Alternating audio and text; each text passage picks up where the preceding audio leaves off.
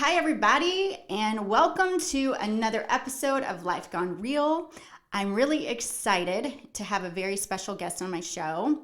She's a woman who's got great energy and very knowledgeable in several topics. One of those is, ta-da, marriage.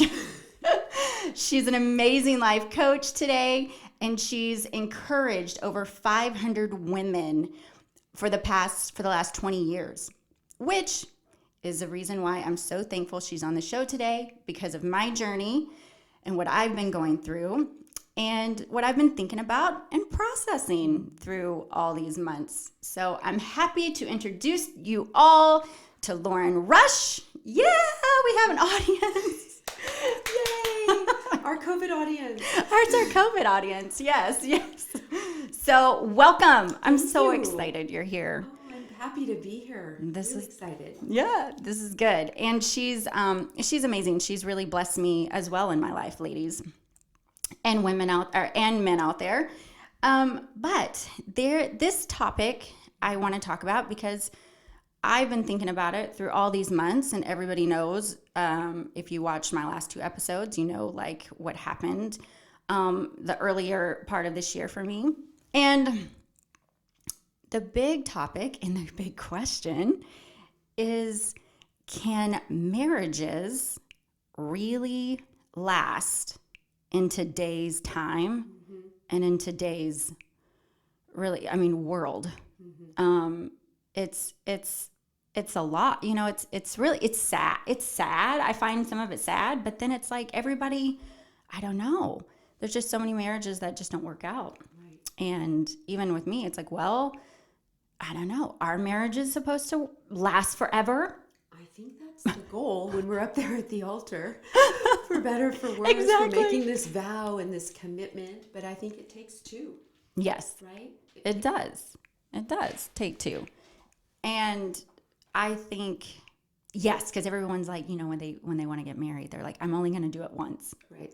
That was my plan. Yeah, once. And I'm going to find the perfect person, and it's going to be my soulmate, and it's going to last forever. That was the hope. That's everyone's hope and dream, or else we wouldn't get to the altar. In fact, a lot of people aren't getting to the altar any longer. Like, marriage has lost, I think, a lot of its value in our culture. Wow. Yes. Especially now. Especially probably, the 20-year-olds, 30-year-olds. I mean, they're waiting later to get married. Oh, yeah.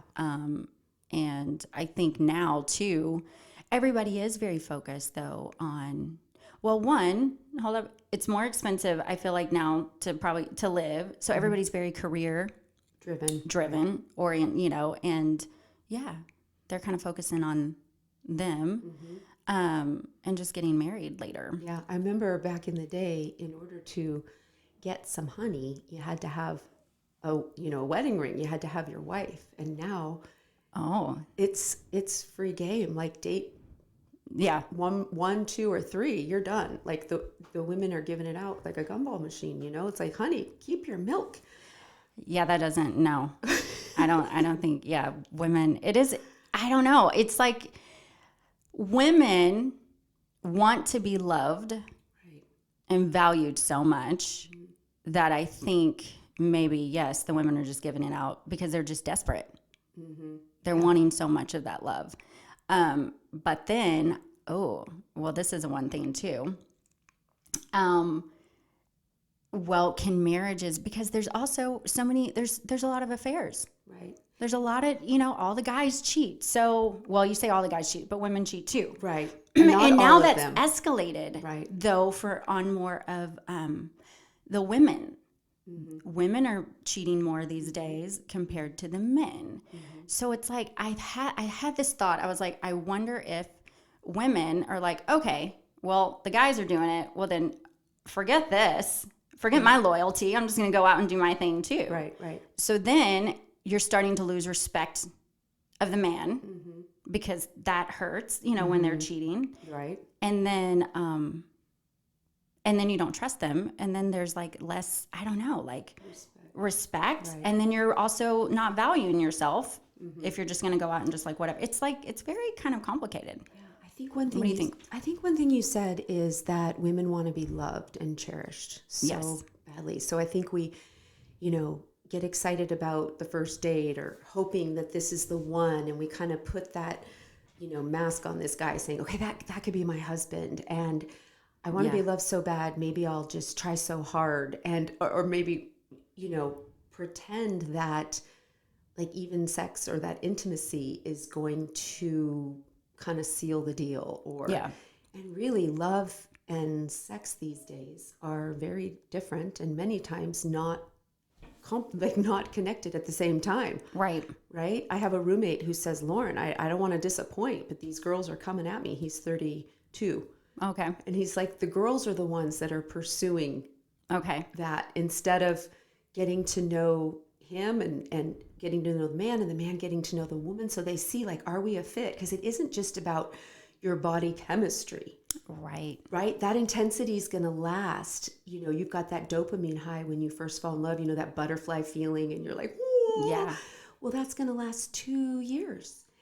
And then it kind of settles into this, this oxytocin chemical, which is more the cuddle hormone. Oh. Right. And so for many men, and perhaps like you're saying women too, it's like, oh, okay, well, I'm not feeling it like I was before. So it must be over or I'm not into it. Right. It's a very conditional relationship versus I'm going to try to get to know this person. Do we have the same values? Do we have the same goals in life? Right. And could this be a best friend as well as my, lover? Yeah. Yeah.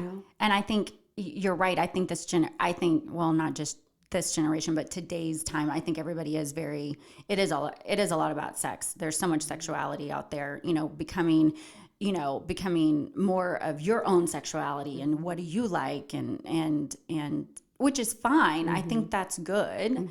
But then at the same time, in an actual marriage or relationship, just like you said, I mean, that sexual chemistry can last anywhere between 2 to, and I even read somewhere like 2 to 5 years. And then it kind of starts like, kind of, dying down. So then that's where it takes work and a decision really. Right.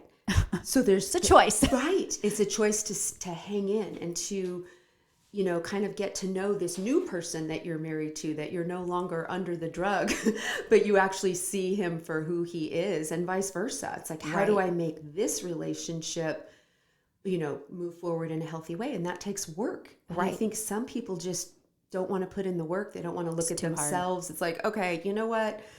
It's not working for me. So I'm going to go ahead and. They're like, I've changed. Yeah, you've changed. I'm just not feeling it anymore. Right. Which we all change. Right. I mean, I read something, it was in a book, and I think it was one of your books that you had given me, was like the wife had said, it was funny, she was like, I have been married to 5 different men. Yeah, because they change. And it was her, it was only her husband, but I was like, wow, but it's the same thing even as us women, like we go through chapters and seasons in our life, and we all change. Right. So it's like, I think that is probably what's hard, is making that decision of like, okay, this is how you are now. How do you just stay with that person? Because this is what it is hard. Right. Because that might not fit you at that time. Right. So how long do you stay in? Because then they may change again. It's inevitable. Like that's what's crazy. Changing. If they're not changing, they're not growing. Exactly. And so I'm a big fan of that. I'm like, if you're growing, you're dying. If you're not growing, you're dying. Yeah. And I'm a big person of like, I like growth. But yeah, like that is hard. That's hard. Mm-hmm. Yeah. And if they're kind of hell bent on just this hedonistic culture of, I'm just going to do whatever I need to do to get my needs met. And again, like you said, it's the men and the women versus I have a commitment to this person. I have a commitment to this family. And I want to do what I can to make this work. Right. Right. And so what are things that I can do to maybe improve myself to, I think we were talking earlier about how it's not about having a man to come and fulfill you. Exactly. Right. It's about being healthy as an individual. And then you said coming together as a team. Mm-hmm. Yes. Mm-hmm. And in our, when we were in our therapy sessions, one thing I remember, she literally like drew on a board two circles, two individual circles, excuse me, side by side. And each circle was us. So it was like, you've got to complete that circle, which one circle is me, one circle is Tim. Fill that circle up. And then in the middle was a small circle. And obviously you water that. You come together and water that. I know how I was raised was, you complete me. Find your husband, and then it's find your soulmate, and that's going to complete me. Find your person. Definitely, I was beat over the head. The one. You got to marry the one. Yeah. And now it's like, I don't believe in there's the one. Right. I'm not sure I do either anymore. It's like, no, there's not the one. And now I do believe, maybe it's just because my love of love, I do believe in soulmates, though, that there is that soul connection, but then I don't know. And then we had talked about it, and I loved in your notes, people say, well, I married the wrong one. And this goes back of like, we all married the wrong one. Right. Like, we didn't marry the right person. Because no one's going to be perfect. It's almost like we want someone to meet all of our needs, and we don't want to change in any way. Right? It's like, I need this person that's going to love and adore me and cherish me. I think that's what women want, right? I do, absolutely. And then you got to be careful, because if you've got the love bomber, he's probably got big issues, narcissism included. Because like they come on strong, and you're like, oh my gosh, never felt this way before. Right. So we want to be cherished, but are we cherishing ourselves before we just get, silly and giddy over love with we think someone's going to complete us? Right. And it really comes back of like, you've got to complete yourself. Yes. You have to fulfill you. You are the only one that can make yourself happy. Right. And to have a yeah, I totally agree. You're the only one. Right. That's it. And I think people look for that partner to make them happy. Yeah. And I think that's really dangerous, because I think it's really important to have a healthy marriage. You have to have two healthy people. Yeah. And these days, I'm seeing so much insanity. Like, what's going on? Right. It's like there's two, it's like every, you're hurting. There's if there's two individuals that are hurting and haven't dealt with a bunch of stuff, then you come together, well, it's just going to be crazy. Right. I heard one time that marriage is the second attempt to get your childhood right. So people kind of go back to those childhood patterns and try to fix that relationship that was broken in their childhood. So sometimes we might marry someone, we might be drawn to someone that reminds us of our childhood, or that we think we can fix. And you don't realize it. Mm-mm. You don't realize that that's what you're marrying. It's like a right. Wow. Oh yeah. And you're not fixing anybody. The only one you can change is yourself. And that's the other thing too. Like, well, he's got this and this and this and these other things that he doesn't have. I think I can change.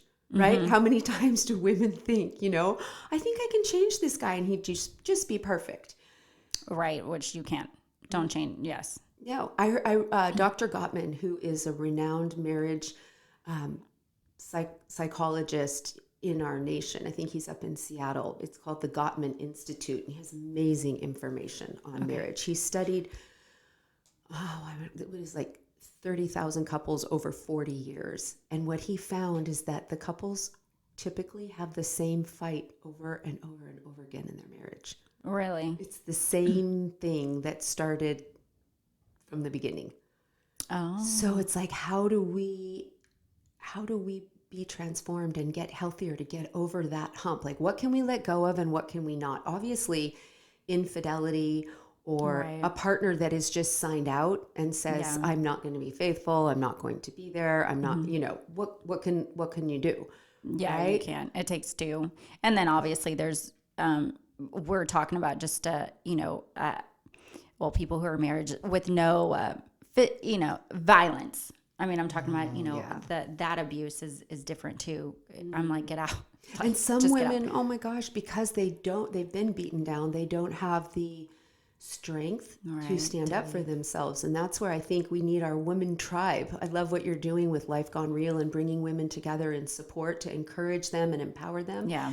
Because they need to be encouraged so they can take a step out in freedom for their own safety and the safety of their children. And it's not always physical. Sometimes the damage emotionally is mental. Mm-hmm, there's a lot of mental abuse, which is where it's all bad. It's all bad. I know it's all bad. There was one thing that you and I had talked about was back in the day in the marriages in the 50s and 60s, which is, my mother's, we'll see. Yeah, my mom. So it'd be my grandparents. But it's like, wow, everybody did stay married in the 50s. And I read an article yesterday about like 50s was like all about, it was kind of like marriages. Family was really, really big. The 60s, divorce rate started kind of creeping up because women started getting back into the work. It was a whole workplace. And so divorces, 70s, divorce rates, because it was all about free love. 80s and 90s, it kind of tapered off. And now it is kind of somewhat tapering off only because they're not getting married as soon. Or at all. Yeah. Like marriage has lost that The value. And right, in many ways. Yeah. I remember we were talking about the 50s and how the women were conditioned. Oh, yes. Ladies, we're going to just bring this here. Well, you said. Go ahead. We've come a long way, you said. Ladies, we really have come a long ways. Honestly. Let's just, obviously, there's things that can change, but really from the 50s. This is an article in, Housekeeping, in May of 1955. This is an article, I'm crazy, and it's called The Good Wife's Guide. So I'm just going to read you, I don't know, you can pick one too. One was crazy of like, when your man comes home, listen to him. You may have dozen important things to tell him, but the moment of his arrival is not the time. Let him talk first. Remember, his topic of conversation are more important than yours. Yeah. And I'm like, such inequity. What? Right. And make sure you doll yourself up and Make have sure the you kids quiet and out of the way. It says in here, kids are quiet. Everything, the house needs to be quiet. Everything needs to be relaxed and calm. And the dinner needs to be on the table. One thing was this one. Okay. Don't complain if he's late home for dinner or even if he stays out all night. Okay, here we are. We're talking Mad Men, aren't we? Mad Men. Count this as minor compared to what he might have gone through that day. And I think women had a response to this, didn't they? Like they have just gone, I was reading this article going, what? Yeah. So women, we have definitely, and we've come a long ways compared to women in the 1955. You don't ask questions. You don't, and it's just like, wow. So that really explains it because I said, they stayed married in 1950 because nobody talked about it, but everybody went and had affairs. So you just go live your own life. The man took care of the wife. That was his big thing. But then he'd have like several mistresses or girlfriends, whatever, secretaries, right? Like all that. Yes, Mad Men. Yes, Mad Men. I loved that show. I loved Mad Men too. I loved Mad Men. Mad Men, you should come back. Oh yeah, that was such a good show. I love that. I love that era. Like I love those times and stuff. But really, so everybody didn't talk about it. So in the 50s and 60s, nobody talked about them being unhappy. Nobody talked about it. You just don't talk. Really, you don't talk about anything, which I think is terrible. Right. So in some ways, now we talk about it. We talk about that we're not happy. So that's good. So in a way, it's good. But we've also become an I. Right. That's what I was thinking. Everything is all about me. Well, I don't feel good in this. I don't feel good in this relationship. So we're just done. I'm really unhappy. And I just like, everything's reverted to I, which we need to take care of ourselves. But I almost feel like we've become extremely, in some ways, very selfish. Right. So selfish. Yeah. It used to be that marriage was this permanent contract designed for mutual love and procreation, sense of duty, and finding meaning in your social roles. It's a public institution for the common good. Like when you have a solid foundation, the family is really the building block of a solid foundation, a solid community. Yes. And so the focus was on others. How do we meet others' needs? And now I think what you're saying is so true. It's more of the me and the I generation, the iPhone, the I me, all that. Exactly. Wow, I didn't even think about that. Yep. And it's like this temporary sexual contract that's designed for my personal gratification. And when I'm not satisfied anymore, I'm going to go, I'm done. Yeah, I'm done. So it's almost like I need to do whatever it is that's going to satisfy and fulfill me. And if that means I have to break my commitments, then so be it. Wow. Right? It's a completely different focus now.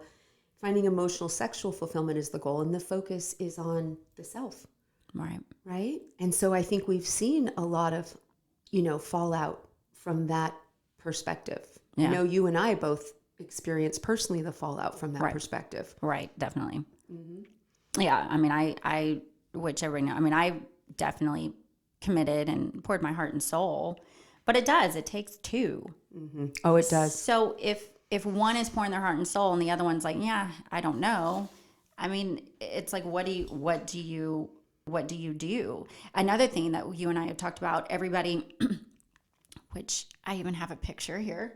What was it? It's a quote. Yeah. Keep your head, heels, and standard high. But which that's always, it's like, keep your standards up, keep your standards high.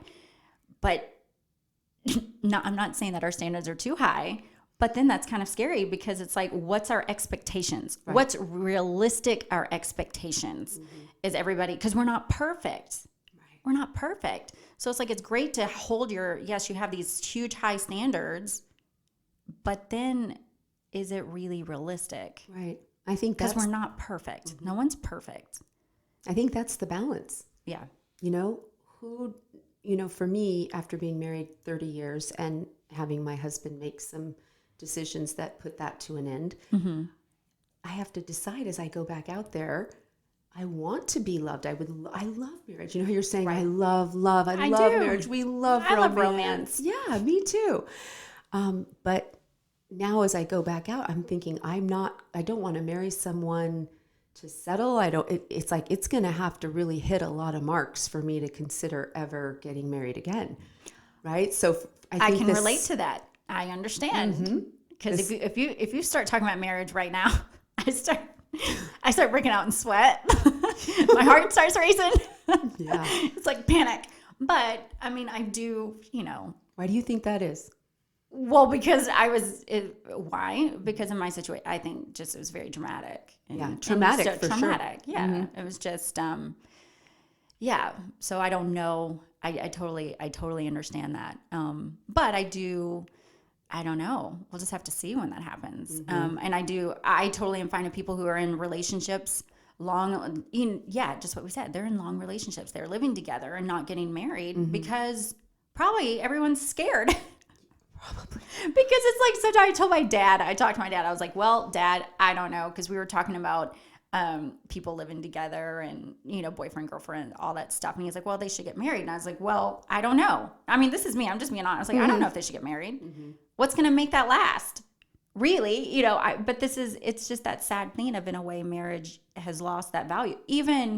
I'm even experiencing that right now. So that's just honest. Not that I don't love marriage. I think it's great. I think being in one for 20 years and giving so much.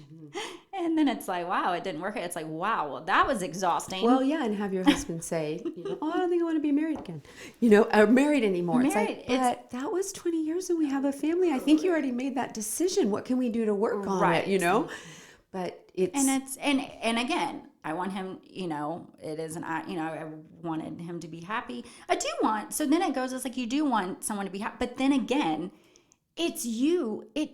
Nobody can make you happy. Nobody. It's just you. And I think marriage too, like even, it says that, God created man and saw that it wasn't good for him to be alone. Oh, so yeah. he made the woman, a helper suitable for him. Yes. And I think that's so interesting because it's like the loneliness that people are experiencing. Like God knew, like, we need community, we need connection, and marriage is supposed to be that sacred connection, that ultimate spiritual intimacy, physical intimacy, emotional intimacy. And I think people are settling so much for the sexual intimacy, even though maybe a lot of the other things are missing. Right. But I do think there's so many people that are so lonely. Right. Do you know that in England, they actually have a minister of loneliness to try to deal with the loneliness that people are experiencing. That's so sad. So do you think that's because of the I? Because see, then if it's all about me, you literally, what is it? You're isolating yourself. Right. So I think, and especially now, dear Lord, in this whole pandemic, with everybody like being all on lockdown and nobody's talking. I mean, everybody. It's sad because we need each other. Right. We need a community. You need people. You need people to lift you up. You really do need that. And that was a beauty thing in a marriage, is you come together and you're on this life journey. And you have your ups and downs, webs and throats, but you're not doing life alone. Who wants to do life alone? Right. I don't. Right. So you're right. Like, I don't know. But then I wonder if that's because it's the I. So when you start thinking about me, you start, isolating yourself. And then that's loneliness. And that goes back to, what's the healthy me? What's the best I can be? Not the needy me. Like, know what my needs are, right? But to not be needy, like, I need you. It's like, no, I need to need me and be healthy. Yeah. And then I think I can make a better decision if I choose to marry again. I think after what you've been through after 20 years and myself after 30, there's some healing that needs to take place for sure. Oh, yeah. About stepping into marriage again. But I think you and I both talked, we're both big believers in the joy of marriage and what can come out of that. It's just, you have to have someone that's in it for the long run. Right. And just like you said, the other, like, I think we have definitely even grown. I mean, I've definitely even healed a lot. But yeah, I mean, I am happy. I'm genuinely happy. Like, I'm a very happy person. I really am. I'm very positive, but I've also taken care of me.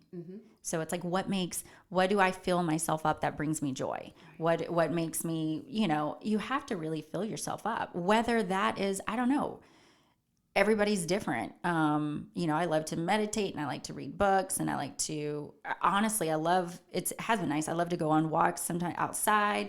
It just really fills me up. But then it doesn't have to be even that big. I don't know. Some people get joy out of just going to a coffee place, and just like, or it could be little. It can be little. It doesn't have to be. It's just like figuring yourself. You have to almost kind of figure your own self out. Yeah. As a life coach, I've asked women, what is it that brings you joy, or how do you give yourself self-care? And a lot of times they don't know. They don't know what they need. They don't know how to take care, to really treasure themselves. Cherish yourself first. Yes. Right? And then because you've treasured yourself and you know what you're worth, you're going to make a much better decision. You're not going to be settling because you think, I better get someone because I don't want to be lonely, right? Yeah.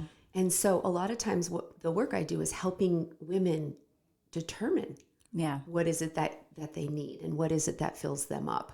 That's good. So they're not so dependent on the man to do it. Right. Or others. Because some people, it's not even, well, this is a whole nother topic. Sometimes, because then it's not even sometimes just men. Sometimes there's women that do that with their children, the single moms. Yeah. They get that love with her, and then that's not good either. I've seen that where it's like, oh, it's that need when you still need to be with somebody. And the other thing too. Can I say one thing to that? What? It's the identity. Like, where is our identity? Right. Is it as a mom? Is it in the roles that we play? Is it as a wife? Is it, is my identity in how well my kids are doing or not doing? Is my value in that versus it's still me? My value is not dependent on being, Zach and Jake's mom. Right. I was pretty healthy when the marriage kind of came to an end. It wasn't in my husband. That wasn't my identity. And so I think it's like figuring out where your value is separate from the things you do and the roles that you play.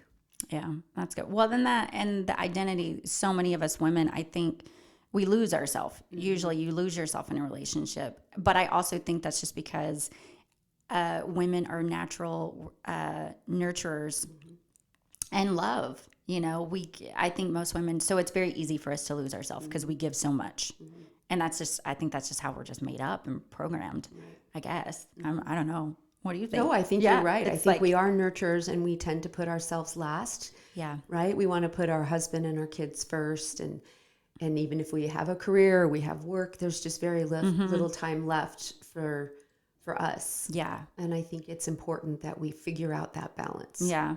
I know my grandma, my Mimi, she worked and she was a secretary, and that was, I mean, yeah, she worked but I remember she cooked. I don't even know how she did it. She cooked every night.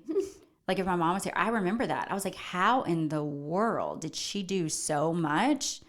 And now that I think back, I'm like, gosh, I wish she was here today just to even, I don't know. I love the fact that she went out and worked and did the whole, did that. And then at the same time, did the whole house stuff. I mean, I was like, wow, that's amazing. But it's what we were saying. It's other focused versus me focused. Right. Right? Right. Yeah, yeah.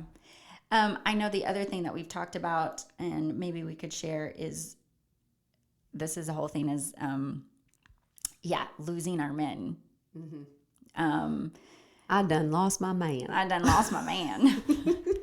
But it's kind of more, and we've talked about women have come so much into, our voices have been heard. We're in the workplace. We're doing amazing things. There's more to us, yes, than just being a wife and a mom. And that's been going on for so many years. But at the same time, there's also been, because of faults and men, but we're all not perfect, there's been a loss of, I think, even respect. Mm-hmm. So there's a loss of respect for men. For men. Yeah. For men. Mm-hmm. But do the whole love and respect, the whole love and respect thing, and that cycle. So this is from Dr. Gottman. This is also from Emerson Eggerichs that wrote a book, Love and Respect. And really it comes down, he says that when you look at the marriage relationship, it comes down to two things, love and respect, which is interesting because even, in the Bible, it says, see to it that a man loves his wife and that his wife, the wife respects her husband. And I think it's interesting, all these years later, the research is showing that it comes down to love and respect. Yeah. And I think that men really do value respect. Like to them, respect is love. Right. And for us, we need that love. Like, it's not that we don't need respect, but if I were to say to you, okay, Rana, all these people watching your broadcast, they think that you're doing a fabulous job. They're getting good information, but nobody likes you. Yeah, that would be terrible. That'd be terrible. That would make me sad. That would make you sad. But if I said, Rana, people are watching your podcast and they know that you're growing and you're learning and you're coming up with these awesome topics, but so you're not quite there yet, but you're on your way. But man, they love you. They just love who you are. They love you, your personality, your smile. It's like, we're like, oh. So that fuels you. Right. So that's you even say that. I'm like, okay, I got this. Yeah. So that's love. Right. Whereas the man, you can tell the man like, okay, nobody likes you here, George, but damn, they respect you for the job you're doing. He's like, okay, good. Yeah. Right. And if you tell him, okay, they like you, they think you're a really good guy, you're like, nice and everything, but you're not performing, not getting the job done. Mm-hmm. And people don't respect you. It's like, oh, that would kill him. Wow. So I do think there's, and Emerson, what he says is without love, the wife reacts without respect. Wow. And without respect, he reacts without love. Wow. So it's like this, that cycle. Yeah. Wow. That's a good book. And then I know this goes hand in hand. I think some women, it's hard because if you have been let down and if that trust has been broken, well, then automatically respect is going to be lost. Right. So it's like, it's almost like it's right. Like trust and respect kind of goes hand in hand. Right. So it's like, yes, if that trust starts dwindling down, I can't respect. No, there's no respect. Well, if the husband completely collapses and is not there, he doesn't have goodwill. That's what Emerson says, is that there has to be a level of goodwill on the wife's part and the husband's part. But if you don't have goodwill, the guy's not a good guy. He's, perpetually cheating on you or being abusive emotionally or, Right. That's not goodwill. That's you. So I think what we're talking about, it's hard. Obviously you can't respect that, but I think what we're talking about is love and respect for all those couples that are out there really trying to work on their marriage and maintain their marriage. And there's goodwill.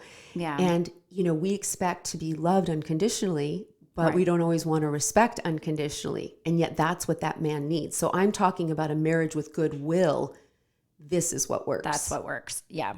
So it's a yes. So if any of you guys are working on your marriage, working on your relationship, Love and Respect book is really, really good. And I will, actually, if you're watching it, this is a workbook. I don't know. It looks like this, but it is. It's Love and Respect by Dr. Emerson. Eggerichs. Yeah. Yes. And it's really, really, it is a good book. And I like that whole cycle of everything. But I think in closing, I think probably the biggest thing is women definitely, I think instead of looking out there, we've really just got to, get back to work on you. Right. That's really the whole thing. I totally agree. Be the best you. Look at the woman that you admire and what do you need to do to get there? Yeah. Right? Be the woman that you admire. Yeah. Right? And take care of yourself. Figure out what you need for self-care. Take care of your body, your temple. Take care of your heart. Take care of your mind. Take care of your sleep. I mean, it's so many basic things. Right. Yeah.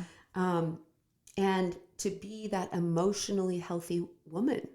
I'm a big proponent of counseling and obviously coaching, but to really find the value that you have aside from what you do and the roles that you play. Yeah. Right. So I know your goal is to empower women to find that. Yeah. To develop that. Yeah. I've always had a heart for that. Empowering, inspiring.